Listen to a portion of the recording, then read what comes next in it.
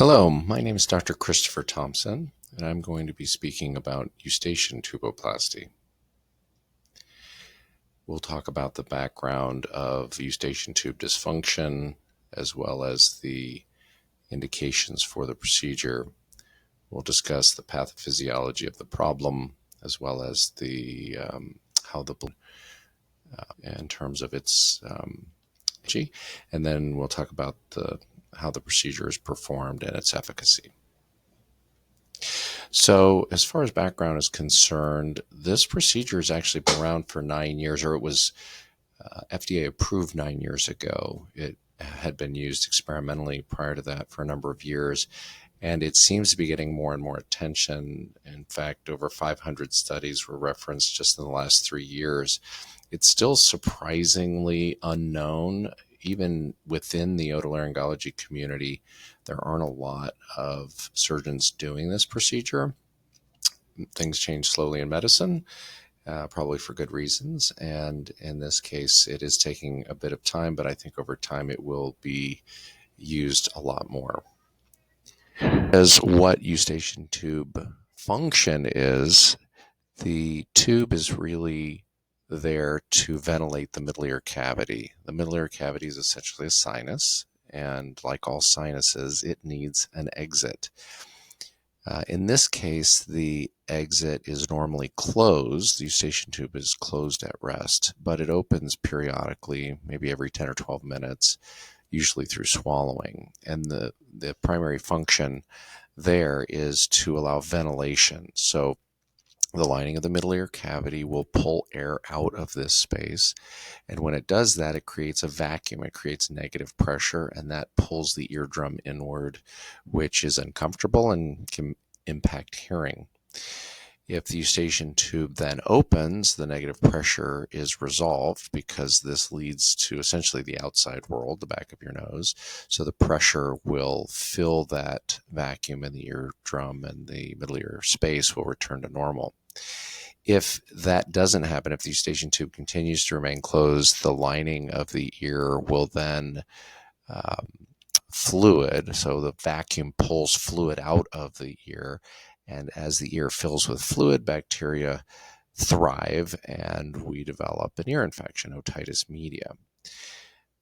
So the Eustachian tube drains the fluid, and when it's not functional, it creates kind of a backstop, and the fluid accumulates. So in addition to ventilating the middle ear, it also acts as part of the immune function. Just like in our sinuses, our drainage pathways need to be open at least at times, so that the function of mucociliary clearance, or the cilia pushing a blanket of mucus around, collecting bacteria, allergens, fungus, and viruses, all of those things can be exited out through the Eustachian tube and then down into the stomach.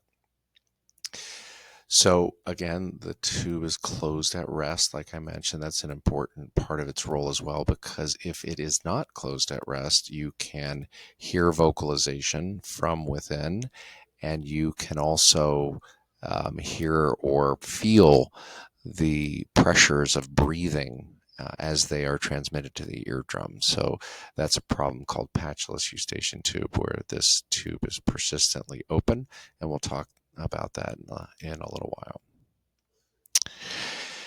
So, in a nutshell, Eustachian tube dysfunction represents an intermittent or a persistent obstruction of that pathway. As I mentioned, patulous Eustachian tube dysfunction is where the tube is persistently open. It's annoying to patients because they can hear themselves speak, and breathing is perceived as the pressure is transmitted through the eardrum. It is kind of classically known as resulting from weight loss, although many patients have this disorder with no history of weight loss, so it's not exactly clear.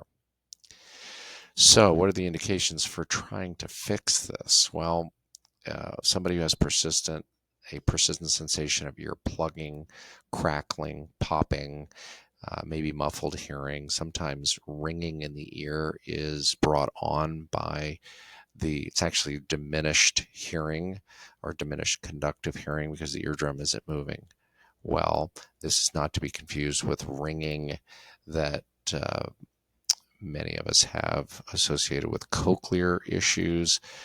That is not resolved at all by fixing the eustachian tube, because it is not a eustachian tube problem. It is an inner ear problem. Intolerance to ambient pressure changes, like people who have trouble flying or diving. Yeah, this is also an indication for that. And then, of course, repeated episodes of otitis media, which traditionally we've used pressure equalizing tubes, but this offers an alternative to that procedure. So what do you hear and see from these patients?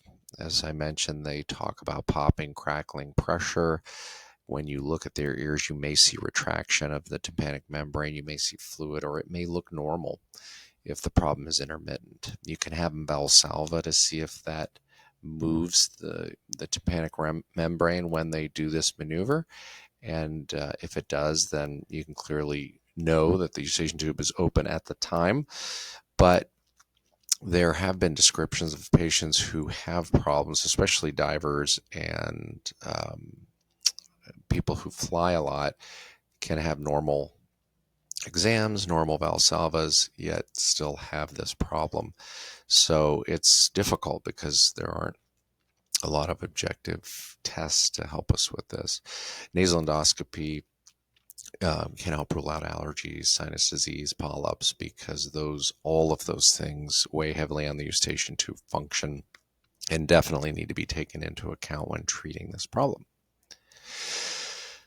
So, as I mentioned, there aren't a lot of objective tests here, and that does present a bit of a dilemma. So, about 10 years ago, a consensus panel was convened in Europe to try and figure out how to exactly make the diagnosis of eustachian tube dysfunction.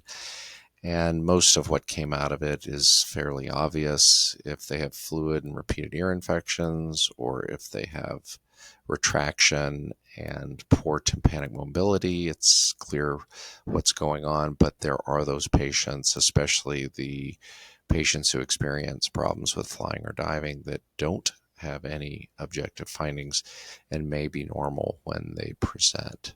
So they develop this algorithm, which again doesn't shed a whole lot of new light on things.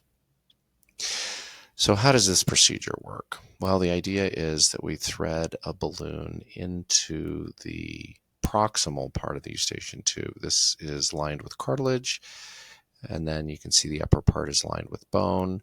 The idea is to dilate the cartilaginous portion of the eustachian tube for 2 minutes using 10 atmospheres of pressure, because we want to crush the lining of the eustachian tube, which is typically associated with a lot of inflammatory activity, as you would imagine.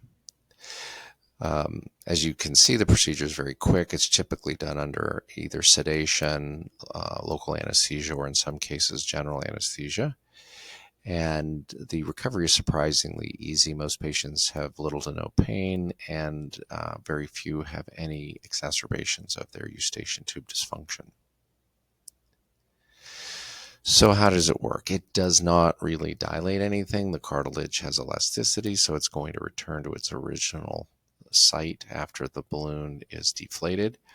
But it does, and this is based on histology, doing biopsies before and after, it does strip that top layer of epithelium that is associated with all of the inflammation, and over the ensuing months, a new layer of healthy ciliated pseudocolumnar epithelium results. Again, that's months. 5 to 12 weeks is 1 to 3 months. And it's important to relay that to patients so they don't expect to be better the day or the week after the procedure. It does take a while to heal. I typically let them know it is like a procedure that might take off the top layer of skin, like a laser procedure on the face. The initial procedure does the damage, but the healing process takes some time to occur. So does it work? Well, the jury's still out, because most of the studies that have been done are not prospective, randomized, double-blinded studies. And in the most recent review I could find, which was this year, looking at 11 adult studies, they did see a very consistent symptom improvement on the quality of life surveys.